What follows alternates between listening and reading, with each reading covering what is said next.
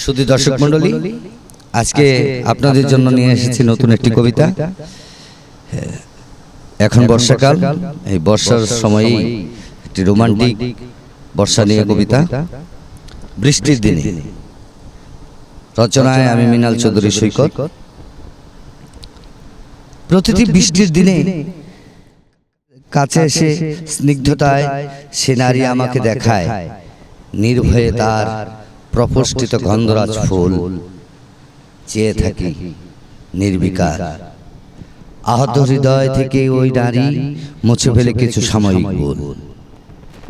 দীর্ঘ সময় পর হঠাৎ দেখা মুখোমুখি অবস্থা, মাথা নিচু করে পাহাড়ি সাজে যেন পার্থরের মূর্তি দাঁড়িয়ে বলে থাকি, তুমি এখন কোথায় আছো? কোনো প্রত্যুত্তর নেই। কি অদ্ভুত, তোমার মুখে এখন আর আগেকার ভাব নেই।